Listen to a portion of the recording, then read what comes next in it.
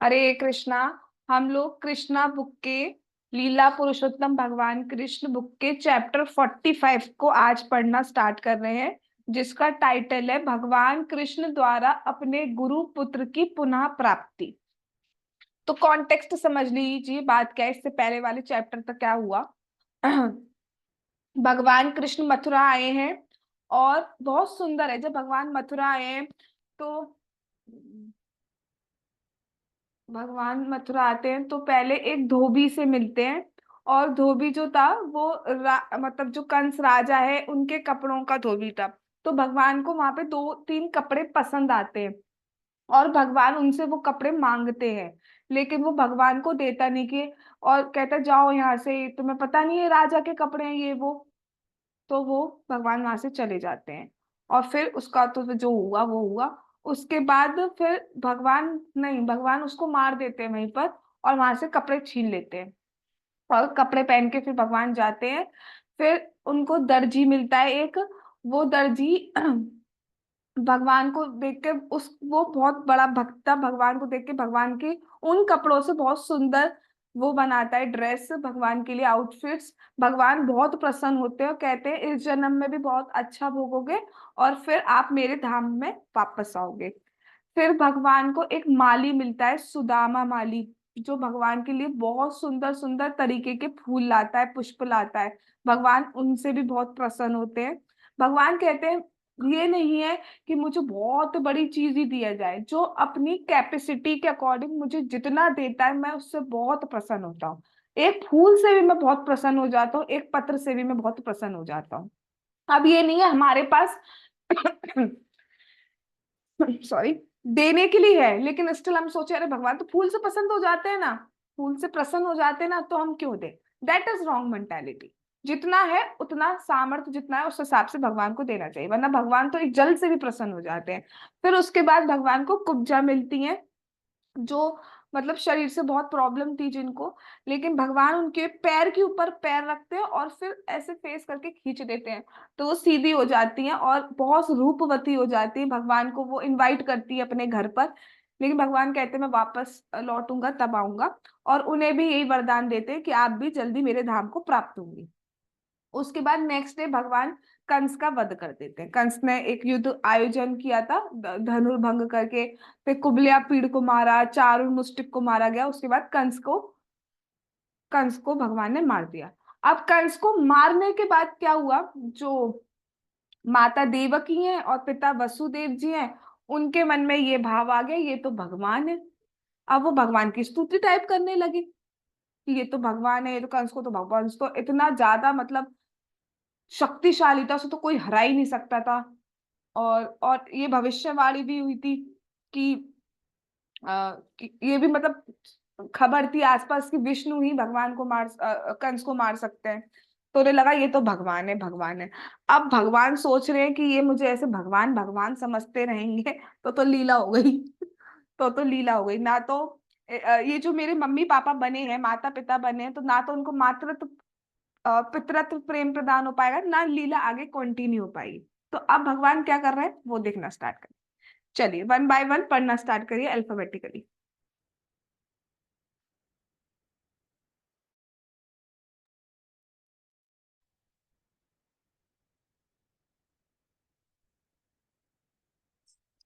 श्री कृष्ण द्वारा अपने गुरु पुत्र की पुनः प्राप्ति। जब भगवान श्री कृष्ण ने देखा कि वसुदेव तथा देवकी सम्मान पूर्वक खड़े हैं, तब उन्होंने तत्काल अपनी योग माया के प्रभाव का विस्तार कर दिया, जिससे कि वे बलराम तथा उनके साथ पुत्रवत व्यवहार कर सकें। जिस प्रकार इस भौतिक जगत में विभिन्न जीवों के मध्य माता पिता तथा संतान का संबंध माया के प्रभाव से स्थापित किया जा सकता है, उसी तरह योग माया के प्रभाव से भक्त ऐसा संबंध स्थापित कर सकता है जिसमें श्री भगवान उनके पुत्र हों। अपनी योग माया से ऐसी स्थिति का निर्माण करने के पश्चात श्री कृष्ण और बलराम सात सात्वतों के वंश से सर्वाधिक प्रख्यात पुत्रों की भांति प्रकट हुए। उन्होंने अत्यंत समर्पित भाव से देवकी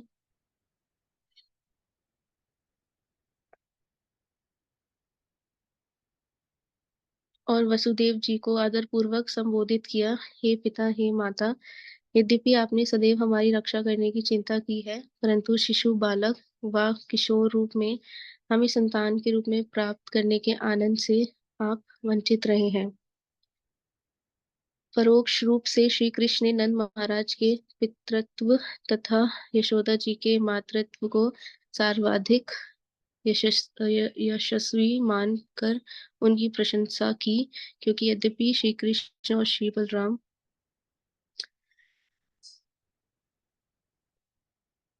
उनके आत्मज नहीं थे, तब भी नंद तथा यशोदा जी को ही वस्तुतः उनकी बाल लीलाओं का आनंद लाभ हुआ। यह प्रकृति की व्यवस्था है कि संतान की बाल्यावस्था का आनंद माता पिता को मिलता है। पशु जगत में भी माता पिता अपने शिशु के प्रति स्नेह भाव रखते हैं। अपनी संतान की गतिविधियों पर मोहित होकर वे उनके हित की देखभाल करते हैं। जहाँ तक वसुदेव और देवकी का प्रश्न था, उन्हें अपने पुत्र बलराम व श्री कृष्ण की सुरक्षा की सदैव अत्यधिक चिंता थी। यही कारण था कि श्री कृष्ण को उनके आविर्भाव के तत्काल बाद दूसरे के घर स्थानांतरित कर दिया गया और श्री बलराम को भी देवकी के गर्भ से रोहिणी के गर्भ में स्थानांतरित कर दिया गया था। हरे कृष्णा।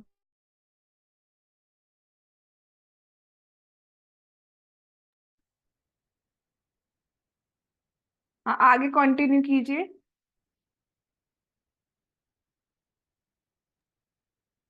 वसुदेव तथा देवकी श्री कृष्ण एवं बलराम की सुरक्षा के विषय में अत्यंत चिंतित थे। वे उनकी बाल लीलाओं का आनंद न उठा पाए। श्री कृष्ण ने कहा, दुर्भाग्य से दैव इच्छा के कारण हमारा लालन पालन हमारे माता पिता के हाथों ना हो पाया और वे घर पर हमारी बाल्यावस्था के सुख का आनंद ना उठा सके। पिताजी तथा माताजी मानव पितृ ऋण नहीं चुका सकता। भौतिक जगत के सभी लोगों को भौतिक जगत के सभी लाभों को प्राप्त करने का साधन यह शरीर जिनसे प्राप्त होता है। वेदों के निर्देश अनुसार मानव योनि द्वारा ही हम विभिन्न धार्मिक अनुष्ठानों धर्म को संपन्न करने में समर्थ होते हैं। मानव जीवन प्राप्त होने पर ही हम अपनी कामनाएं पूर्ण कर सकते हैं। काम एवं अर्थ और सभी प्रकार की समाप्ति का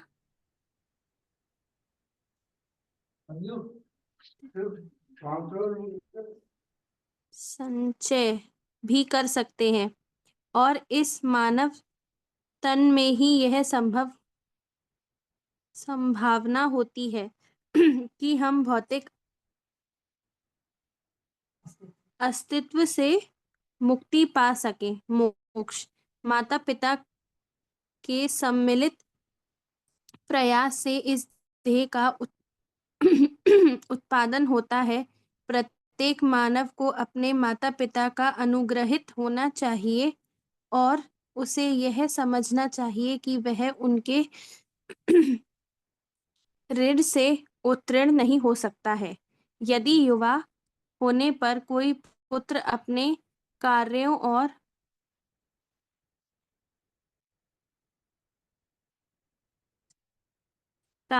अपने धन के द्वारा अपने माता पिता को संतुष्ट करने का प्रयास नहीं करता है, तो वह मृत्यु के प्रत्यक्ष यमराज द्वारा के पश्चात यमराज द्वारा निश्चित रूप से दंडित होता है और अपना ही मांस खाने को बाध्य कर दिया जाता है।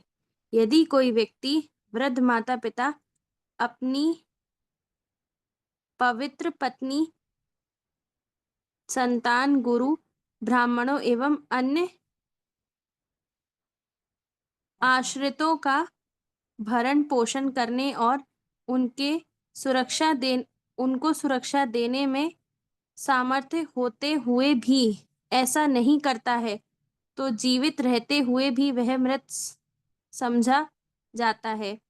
प्रिय माता एवं पिता, आप सदैव हमारी सुरक्षा के लिए अत्यंत चिंतित रहते हैं, किंतु दुर्भाग्यवश मैं आपकी कोई सेवा नहीं कर किन कहाँ चला गया? हम आपकी हाँ। कोई सेवा नहीं कर सके। अभी तक हमारे के अभी तक हमने केवल समय नष्ट किया है। हम अपने नियंत्रण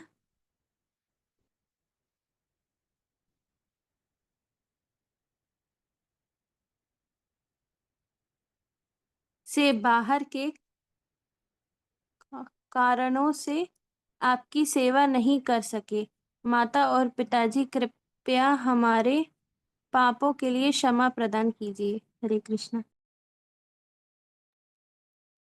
हरे कृष्णा। तो यहाँ क्या बताया जा रहा है, देखिए।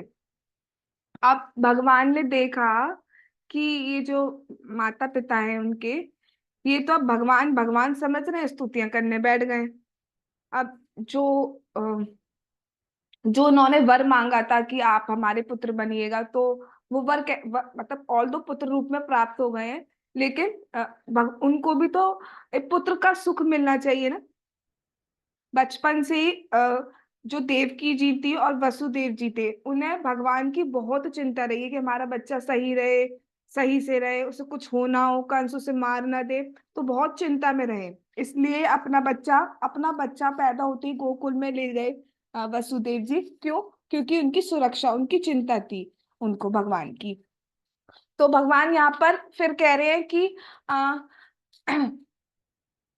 फिर यहाँ पर भगवान नंद महाराज और यशोदा मैया की स्तुति कर रहे हैं कि ऑल दो भगवान उनसे नहीं आए, यहाँ पर भगवान वैसा ही बता रहे हैं जैसा दिखता है समाज में, लेकिन स्टिल बचपन से क्योंकि उन्होंने पाला है, तो बाल्य लीला बच्चों की जो, मतलब छोटे बच्चों को भी आप देखो जो करते हैं ना, वो जो सुख मिलता है माता पिता को, मतलब वो आप देखो। अ, एक बार जैसे प्रभु जी बताते हैं, पता नहीं कहाँ के प्राइम मिनिस्टर थे या प्रेसिडेंट थे, तो कोई उनसे मिलने जाता है। अब उनको कहा, अंदर कहा कि अंदर मीटिंग चल रही है, तो जो सर है, वो प्रेसिडेंट सर, वो अभी मिलेंगे टाइम में। तो बाहर जो सज्जन गए थे वो वेट कर रहे थे कि अब मिलेंगे, अब मिलेंगे, अब मिलेंगे। 1.5 घंटा हो गया, 2 घंटा हो गया। तो डोर का जो की होल होता है, उसमें से उन्होंने झांक कर देखा, भैया कौन सी मीटिंग चल रही है। तो देखा क्या चल रहा है, प्रेसिडेंट जी बने हैं घोड़ा, और घोड़े के ऊपर बैठे हैं उनके नाती पोता, जो भी होगा। तो ये मीटिंग चल रही थी। तो यहाँ पे कहने का मतलब ये था कि हाँ, वो जो छोटे बच्चों का सुख होता है, वो तभी होता है। तो वो भगवान ये कह रहे हैं कि जो नंद महाराज है और यशोदा मैया ने बहुत आनंद पाया है, अब आपको भी पाने की है। फिर भगवान बहुत सारा, भगवान ऐसे दिखा रहे हैं कि कि मैं आपका ही बच्चा हूँ, मैं कोई और नहीं हूं, मैं आपका ही बच्चा हूँ। तो भगवान यहाँ पे क्या कह रहे हैं कि इंसान कभी भी अपने माता पिता के ऋण से नहीं चुक सकता है, क्योंकि वो उनके थ्रू ही हमें ये ध्येय प्राप्त हो पाता है। ऑल दो हर चीज के पीछे कारण भगवान ही है, लेकिन माता पिता भी हैं, माता पिता की वजह से हमें ये शरीर मिला है। तो यहाँ पे बताया जा रहा है कि हमें अपने माता पिता की सेवा भी करनी चाहिए। यदि जैसे बताया गया है कि कोई पुत्र कार्य कर रहा है, पैसा मिल रहा है, उसके बाद वो अगर अपने माता पिता की सेवा नहीं करता है, उनका अच्छे से ध्यान नहीं रखता है, उसके जो आश्रित हैं, कौन कौन आश्रित होते हैं किसी व्यक्ति के ऊपर, उसके वृद्ध माता पिता, उसकी पत्नी,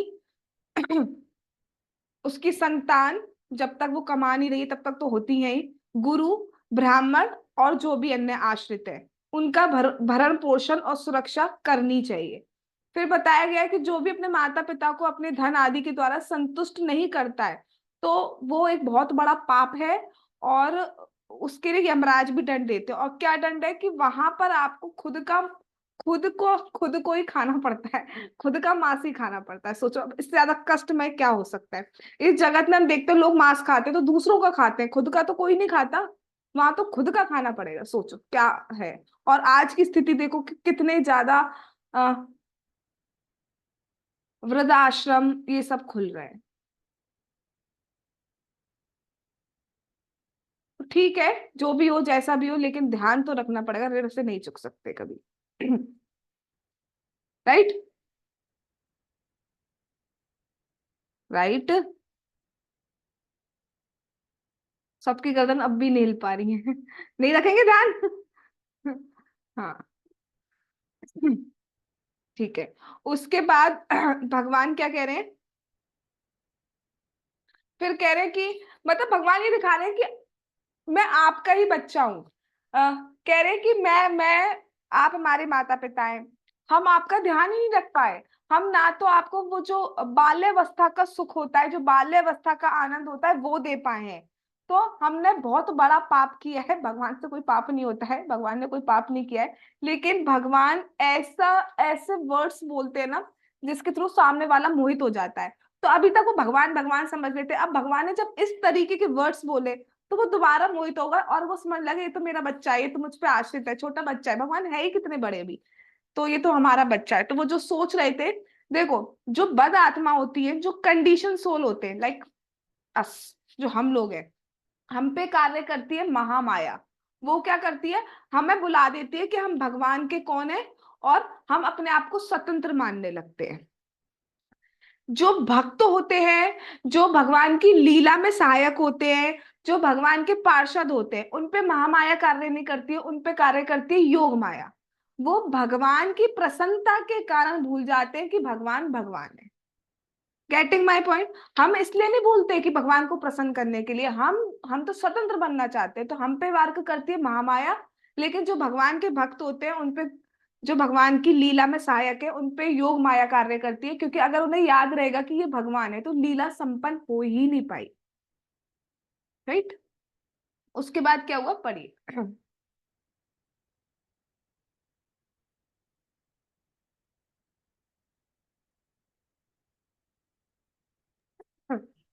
पढ़िए। जब श्री भगवान एक भोले बालक के समान मीठे वचन बोल रहे थे तो वासुदेव और देवकी जी दोनों की वात्सल्य से मोहित हो गए और उन्होंने अत्यंत आनंद पूर्वक दोनों भाइयों का हृदय से लगा लिया। वे चकित हो गए। वह ना तो श्री कृष्ण के शब्दों का उत्तर दे सके, ना ही कुछ बोल सके। उन्होंने अत्यधिक स्नेह पूर्वक श्री कृष्ण और बलराम जी को कंठ से लगा लिया और अविरल अश्रुपात करते हुए मौन रहे। हरे कृष्णा। आगे रीड करना। नहीं बेटा, यहाँ पे क्या बताया जा रहा है, तो जब भगवान इस तरीके से इतने मीठ मीठे वचन बोल रहे हैं, मीठे वचन बोल, मम्मी मीठे वचन बोल रहे हैं, तो जो जो देवकी जी और वसुदेव जी हैं वो वात्सल्य से मोहित हो गए। मतलब उनके मन में जो प्रेम था, जो छुप गया था, वो जगाया दोबारा। ठीक है। और कुछ बोल नहीं सके, क्योंकि बचपन से भगवान के साथ नहीं रहे हैं, अपने बच्चों के साथ नहीं रहे हैं, तो वो प्रेम, वो जो अश्रुपात था, वो जो दुख था, वो सब बाहर आ गया। लेकिन अश्रु के रूप में आया, वाणी के रूप में नहीं आया, अश्रु के रूप में आया। हृदय से लगा लिया भगवान को और बलराम जी को भी, और सिर्फ अश्रुपात हो रहा है। आनंद बहुत है, ये आनंद के अश्रु है। लेकिन बचपन से, अभी भगवान कितने साल के हैं, तब से भगवान से दूर ही रहे हैं लगभग, तो इसलिए हम क्या ही समझ सकते हैं कि वो प्रेम क्या है। चलिए फिर क्या हुआ। हरे कृष्णा। हरे कृष्णा। बहुत बड़ा है। कोई बात हाँ। नहीं। देवकी नंदन भगवान श्री कृष्ण अपने माता पिता को सांत्वना देकर अपने नाना उग्रसेन के समीप गए। उन्होंने घोषणा की कि अब उग्रसेन यदुराज्य के राजा होंगे। अपने पिता के होते हुए भी कंस उन्हें बंदी बनाकर बलपूर्वक यदुराज्य पर राज्य कर रहा था, किंतु कंस की मृत्यु के उपरांत कंस के पिता मुक्त कर दिए गए और उन्हें यदुवंश का राजा घोषित कर दिया गया। ऐसा प्रतीत होता है कि उन दिनों भारत के पश्चिमी भाग में अनेक छोटे छोटे राज्य थे जिन पर यदुवंश अंधक वंश, वृष्ण वंश और भोजवंश राज्य करते थे। उग्रसेन भोजवंशी थे। परोक्ष रूप से श्री कृष्ण ने यह घोषणा की कि भोजवंश का राजा अन्य छोटे राज्यों का सम्राट होगा। उन्होंने स्वेच्छा से महाराज उग्रसेन को उन पर शासन करने को कहा, क्योंकि कृष्ण और बलराम उनकी प्रजा थे। प्रजा शब्द संतान तथा नागरिक दोनों के लिए उपयुक्त होता है। श्री कृष्ण ने श्री श्री कृष्ण उग्रसेन के नाती दोहित्र के रूप में तथा यदुवंशी के रूप में दोनों ही दृष्टि से उनकी प्रजा थे। उन्होंने स्वेच्छा से महाराज उग्रसेन का शासन स्वीकार किया। उन्होंने उग्रसेन जी को सूचित किया, ययाति के शाप के कारण यदुवंशी राज सिंहासन पर नहीं बैठ सकेंगे। आपके सेवक के रूप में आपकी सेवा करना हमारा सौभाग्य होगा। मेरा पूर्ण सहयोग आपकी स्थिति को और भी उत्तम एवं सुदृढ़ बना देगा, जिससे कि दूसरे वंशों के राजा अपना अपना कर देने में असमंजस नहीं करेंगे। मेरी सुरक्षा प्राप्त होने का स्वर्गलोक के देवता भी आपका आदर करेंगे। प्रिय नाना जी, मेरे मृत मामा कंस के भय से यदुवंशी, वैष्णवंशी, अंधकवंशी, मधुवंशी, दर्शावंशी तथा कुकुरवंशी सभी राजा अत्यंत उद्विग्न व अशांत थे। अब आप उन सबको शांत करके सुरक्षा का आश्वासन दे सकते हैं। समस्त राज्य शांतिपूर्ण रहेगा। हरे कृष्ण। हरे कृष्णा। अब उसके बाद क्या बता रहे हैं, अपने माता पिता से मिलने के बाद यहाँ पे देवकी नंदन यूज कर रहे हैं। अभी तक यशोदा नंदन चल रहे थे, अब भगवान देवकी नंदन कहे जा रहे हैं। क्यों? इस वर्ड का स्पेशल मीनिंग है, क्योंकि यहाँ पर भगवान देवकी जी के बेटे के रूप में कहाँ जाते हैं? जेल में जाते हैं। जेल में क्या है? जेल में जो कंस के पिता हैं उग्रसेन जी, उनको भी कंस ने बंदी बना दिया था। ऑल्दो वो राजा थे, लेकिन कंस ने जबरदस्ती उनको बंदी बना दिया और खुद राज्य करने लगे, राजा बन गए।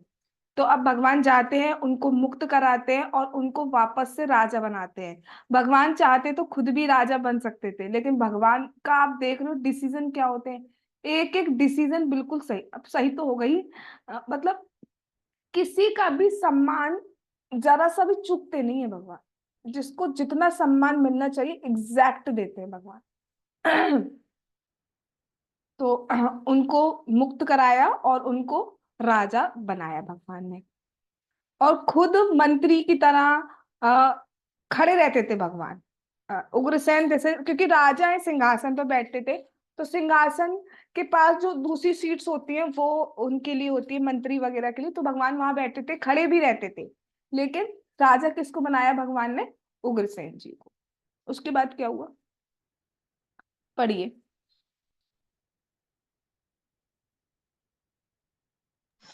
हरे कृष्ण। हरे कृष्णा। कंस के भय से आसपास के क्षेत्र के सभी राजा अपने घर छोड़कर देश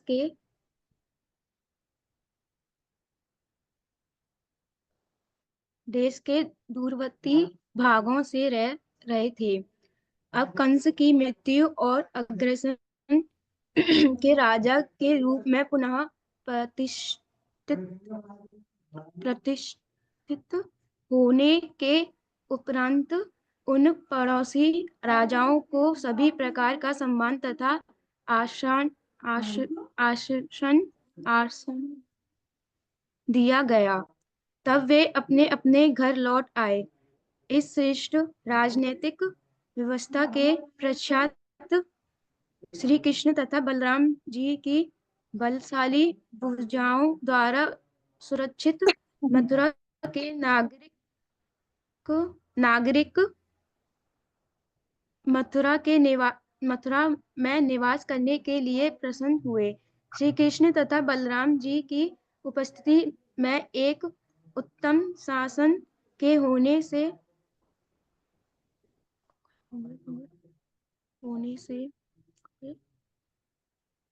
मथुरावासी मथुरावासी अपनी सभी भौतिक कामनाओं तथा आवश्यकताओं की पूर्ति में पूर्ण संतुष्टि संतुष्टि। अनुभव करने लगे। उन्हें प्रतिदिन श्री कृष्ण तथा बलराम जी के प्रत्यक्ष दर्शन होते थे, अतः वे समस्त भौतिक दुखों को पूर्णतः भूल गए। मथुरा के नागरिक जैसे ही उत्तम वस्त्र धारण किए हुए, मुस्कुराते हुए तथा इधर-उधर दृष्टिपात करते हुए श्री कृष्ण तथा बलराम को गलियों में आते हुए देखते त्यों ही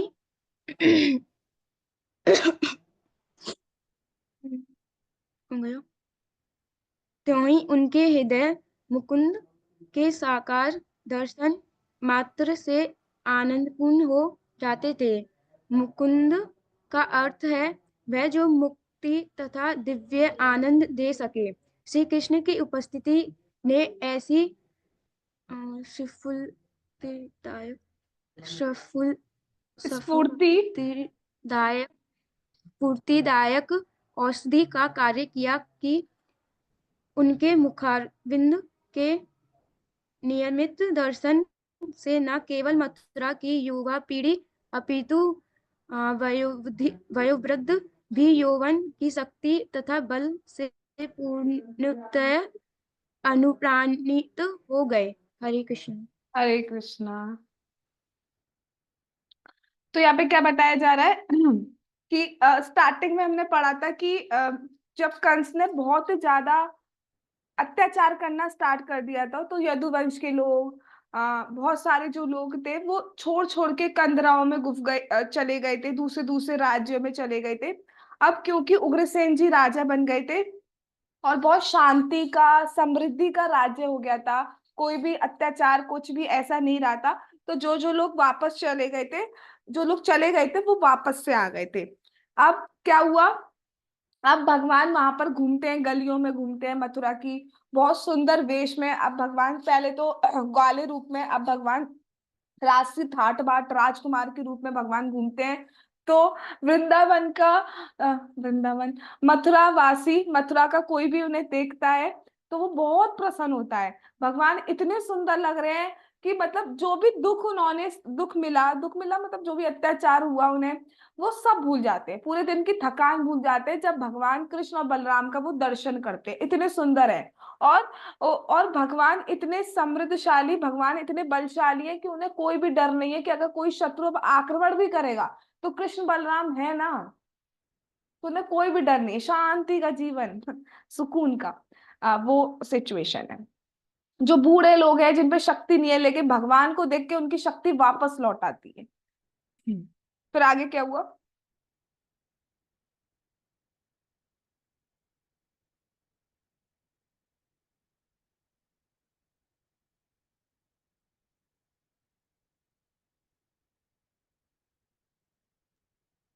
हम कहाँ से थे?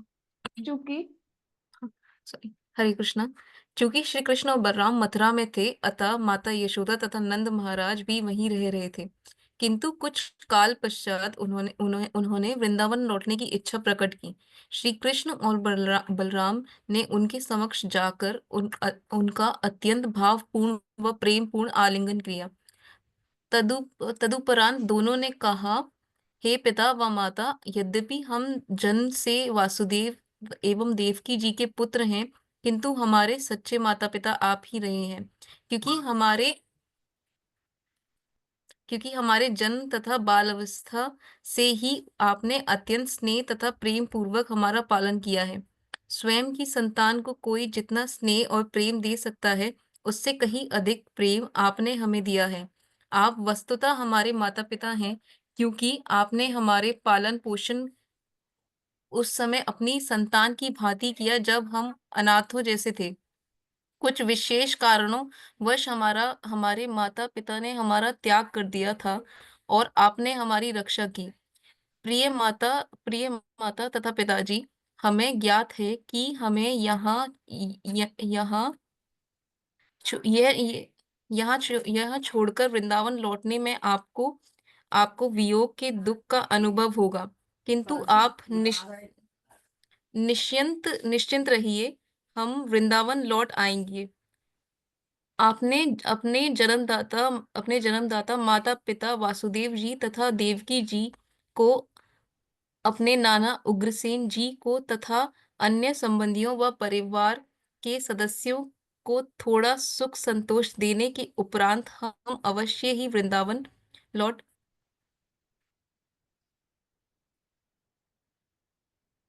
लौट आएंगे।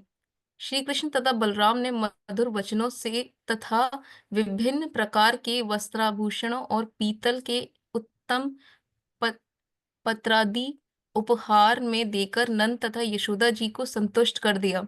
श्री कृष्ण तथा बलराम ने उनको तथा तथा उनके साथ वृंदावन से मथुरा आए हुए अपने सखाओं और पड़ोसियों को पूर्ण रूप से संतुष्ट कर दिया। श्री कृष्ण तथा बलराम के प्रति अतिशय वात्सल्य के कारण नंद महाराज के नेत्रों में अश्रु आ गए। उन्होंने उन्होंने दोनों बंधुओं का आलिंगन करके गोपों सहित वृंदावन के लिए प्रस्थान किया। हरे कृष्णा। हरे कृष्णा। कैसी स्थिति है इसको तो मैं क्या ही बोल सकती हूँ कि भगवान नंद महाराज और यशोदा मैया के पास आते हैं और कहते हैं कि हम सभी जानते हैं जन्म देने से बड़ा पालने वाले होते हैं। तो वही बात भगवान कह रहे हैं कि ऑल दो जन्म से हम देवकी जी और वसुदेव जी के पुत्र हैं, बट वास्तव में जो हमारा पालन पोषण किया है वो आपने किया है, इसलिए हम आपके ही पुत्र हैं। अभी क्योंकि हम बचपन से देवकी जी मतलब देवकी माता वसुदेव जी पिताजी से दूर रहे हैं, तो कुछ टाइम हम मथुरा में रहना चाहते हैं, थोड़ा सा उन्हें संतुष्ट आनंद देना चाहते हैं, थोड़ा उन्हें पुत्र सुख देना चाहते हैं। उसके बाद हम मथुरा वापस आएंगे। अब ये सुनकर जो नंद महाराज और यशोदा मैया की स्थिति है उसे कहा ही नहीं जा सकता। ऐसा बताते हैं भक्त लोग, जब नंद महाराज और यशोदा मैया वापस चले गए और सारे ग्वाल वाल आदि, तो अश्रु की ये स्थिति थी कि एक नई नदी बन गई थी मथुरा से लेकर वृंदावन तक की। तो जब उद्धव जी अ, वापस जाते हैं वृंदावन तो उन्हें रास्ता नहीं पता है, तो वो उस नदी के सहारे जाते हैं कि ये वृंदावन होगा। और वो नदी कहाँ से बह रही थी? भगवान के घर से, क्योंकि यशोदा मैया वहीं रह रही थी ना, तो उनके घर से वो नदी स्टार्ट हुई थी और मथुरा तक की थी। इतना सिर्फ अश्रुपात ही उन्होंने किया यशोदा मैया ने। गोपियां भी आगे बताती हैं कि और मतलब महाराज जी बता रहे थे कि गोपियां छोड़ देती चली मतलब अप्रकट हो जाती, शरीर छोड़ देती, बट क्यों नहीं छोड़नी? कृष्ण से इतना प्रेम है, इतना प्रेम है कि ऑल दो स्थिति ऐसी है प्राय मृत मरने तुल्य वाली स्थिति है, लेकिन फिर भी सज रही है, फिर भी रह रही है, सिर्फ इसलिए क्योंकि कृष्ण ने कहा है कि वापस आएंगे। तो जब कृष्ण वापस आएंगे अगर पाएंगे कि हम नहीं हैं तो वो दुखी हो जाएंगे। तो कृष्ण को 1% भी दुख नहीं देना है, दैट्स वाई जी रही। इसलिए गोपियों का जो प्रेम की स्थिति है ना वो समझी ही नहीं जा, हम तो क्या ही समझेंगे प्रेम को, वो समझी ही नहीं जा सकती है। सिर्फ इसलिए जी रही हैं कि कृष्ण आए और हमें अगर ऐसे देखा कि हम सजी हुई नहीं है या हम ऐसे मरने वाली स्थिति में हैं, तो वो बहुत दुखी हो जाएंगे, इसलिए रह रही है। नहीं तो सभी सभी चले जाते वहां छोड़ के, अप्रकट हो जाते सब। अब वो किस तरीके से गए होंगे वापस नंद महाराज यशोदा मैया, ये हम समझ भी नहीं सकते एक्चुअली, क्योंकि उनका प्रेम इतना ज्यादा है, इतना ज्यादा है। अगर आप किसी से बहुत प्रेम कर दो और आपसे कह दिया जाए अब आपको दूर होना है उससे, तो आपकी क्या स्थिति होगी? Can you imagine?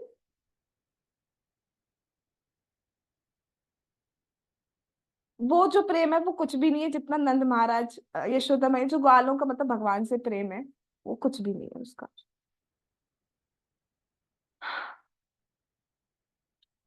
उसके बाद क्या हुआ? पढ़िए, थोड़ा सा और पढ़ते, पढ़िए। इसके इसके उपरांत वासुदेव जी ने अपने पुत्रों को यज्ञोपवीत संस्कार कराया। यज्ञोपवीत, ये क्या लिखा है? द्विज। द्विज। द्विज का चिन्ह होता है और मानव समाज की उच्चतर जातियों के लिए यह संस्कार अनिवार्य होता है। वासुदेव जी ने अपने कुल पुरोहित तथा विद्वान ब्राह्मणों का निमंत्रित किया और श्री कृष्ण एवं बलराम का यज्ञोपवीत संस्कार संपादित हुआ। इस संस्कार के समय वासुदेव जी ने ब्राह्मणों को विभिन्न आभूषण दान में दिए तथा रेशमी वस्त्रों एवं स्वर्ण भूषणों से अलंकृत गायें भी ब्राह्मणों को भेंट की। तब वासुदेव को स्मरण हो पाया कि वे श्री कृष्ण तथा बलराम जी के जन्म के समय ब्राह्मणों को गोदान करना चाहते थे, किंतु कंस के बंदी होने के कारण वे अपने मन में ही दान का संकल्प किया, क्योंकि कंस ने उनकी सारी गौएं चुरा ली थी। कंस की मृत्यु हो जाने से अब गौएं छोड़ दी गई थी और उन्हें वस्तुतः ब्राह्मणों को दे दिया गया। श्री कृष्ण एवं बलराम का यज्ञोपवीत संस्कार हुआ और उन्होंने गायत्री मंत्र का जाप किया। यह मंत्र शिष्यों को यज्ञोपवीत संस्कार के उपरांत दिया जाता है। बलराम जी और श्री कृष्ण इस मंत्र के जप का कर्तव्य उचित रूप से पूरा किया। इस मंत्र का जप करने वाले को कुछ विशेष नियमों और व्रतों का पालन करना पड़ता है। यद्यपि श्री कृष्ण तथा बलराम जी दोनों ही दिव्य पुरुष थे, तथापि उन्होंने इस विधि विधानों का कठोरता से पालन किया। दोनों को उनके कुल पुरोहित गर्गाचार्य ने मंत्र दिया। गर्गाचार्य यदुवंशी के आचार्य गर्ग मुनि के नाम से प्रसिद्ध है। वैदिक संस्कृति के अनुसार प्रत्येक सम्मानीय वंश का एक आचार्य अथवा गुरु होता है। जब तक कोई गुरु तथा आचार्य से दीक्षा तथा मंत्र नहीं ले लेता, उसे पूर्ण रूप से सुसंस्कृत व्यक्ति नहीं माना जाता है। अतएव यह कहा गया है कि गुरु का आश्रय लेने वाला वास्तव में पूर्ण ज्ञान में अस्तित्व होता है। बलराम जी तथा श्री कृष्ण भगवान थे, वे समस्त शिक्षा तथा ज्ञान के स्वामी थे। उनको किसी को गुरु स्वीकार करने की कोई आवश्यकता नहीं थी, किंतु जन साधारण के मार्गदर्शन के हेतु उन्होंने भी आध्यात्मिक ज्ञान में प्रगति के लिए गुरु स्वीकार किया। हरे कृष्ण। यस, बहुत ही सुंदर। अब क्या बताया जा रहा है कि हाँ, जो वसुदेव जी थे उन्होंने अपने पुत्रों का यज्ञोपवीत जो जनेऊ टाइप पहनते वो संस्कार करवाया। उच्चतर जातियों ब्राह्मण क्षत्रियों के लिए ये संस्कार किया जाता है। और उन्होंने फिर बहुत सारा दान दिया। हमने सुना था ना कि जब भगवान प्रकट हुए तो वसुदेव जी के मन में इच्छा थी कि मैं बहुत धूमधाम से उत्सव मनाऊं, बहुत गायों का दान दूं, बट उस टाइम जेल में थे तो वो नहीं दे सकते थे, इसलिए उन्होंने मानसिक रूप से गाय दान में दी थी। तो अब अवसर था, तब उन्होंने बहुत सारा दान दिया, गाय दान दी, स्वर्ण आदि बहुत कुछ दान दिया। फिर बताया गया है कि उनके आचार्य कौन थे? गर्ग मुनि। और गर्ग मुनि ने उन्हें यज्ञोपवीत संस्कार संपन्न कराया। और जब यज्ञोपवीत संस्कार मतलब जो बोलते हैं ना सेकंड इनिशिएशन होता है, उसी को बोला जाता है। उसमें गायत्री मंत्र दिया जाता है। गायत्री मंत्र ऐसे ही जाप नहीं करना चाहिए। पहले मैं देखती थी पता नहीं होता था, और लोग ऐसी सीढ़ी में चला दे रहे हैं और चलते चले आ रहे हैं, गाए चले आ रहे हैं, कोई बाथरूम में गा रहा है, कोई कहीं गा रहा है, गाए चले आ रहे हैं। बट नहीं गाना चाहिए गायत्री मंत्र। जब तक सेकेंड इनिशिएशन हो हम गायत्री मंत्र नहीं गा सकते। उसके लिए बहुत नियम होते हैं। सुबह 6 बजे ऐसे 3 टाइम गायत्री करनी होती है, तो उसको नहीं बोलना नहीं चाहिए अपने मुख से जब तक हमारा सेकेंड इनिशिएशन नहीं हो। ऑल्दो भगवान तो सबसे दिव्य पुरुष हैं, आदि पुरुष हैं, लेकिन फिर भी भगवान इन रूल्स रेगुलेशन को फॉलो करते हैं। क्यों? क्योंकि हमारे सामने एक आदर्श प्रस्तुत हो कैसे हमें रहना चाहिए।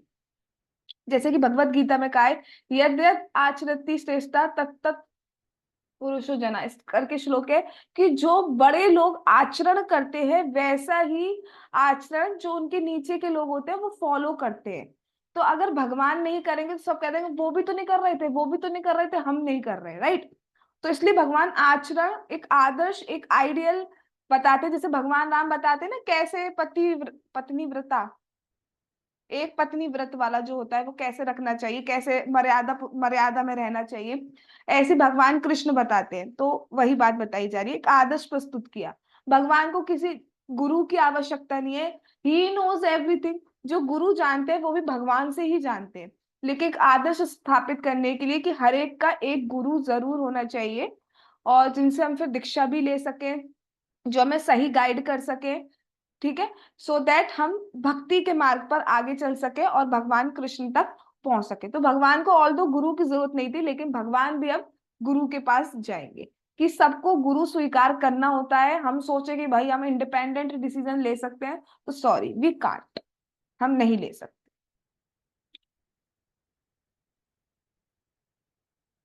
ठीक है, आज हम यही रखते हैं। उसके बाद भगवान किन गुरु को चुनते हैं, मतलब भगवान के गुरु कौन है, कहाँ रहते हैं, वो भगवान ने चाहा तो हम कल सुनेंगे। जगत गुरु श्रीला प्रभुपाद की जय, कृष्णा बुक की जय, श्री श्री गौर निताई की जय, श्री श्री कृष्ण बलराम की जय, श्री श्री ललिता विशाखा राधे श्याम की जय, श्री वृंदावन धाम की जय, हरे कृष्ण महामंत्र की जय, श्री जगन्नाथ श्री बलदेव श्री सुभद्रा महारानी की जय, निताई गौर प्रेमानंदे हरि हरि बोल। हरे कृष्णा कृष्णा कृष्णा हरे हरे, हरे राम राम राम हरे हरे। वांछा कल्पतरुभ्यश्च कृपा सिंधु भयेव च पतितानां पावनेभ्यो वैष्णवेभ्यो नमो नमः। All glories to assembled devotees. Hare Krishna. Thanks for coming.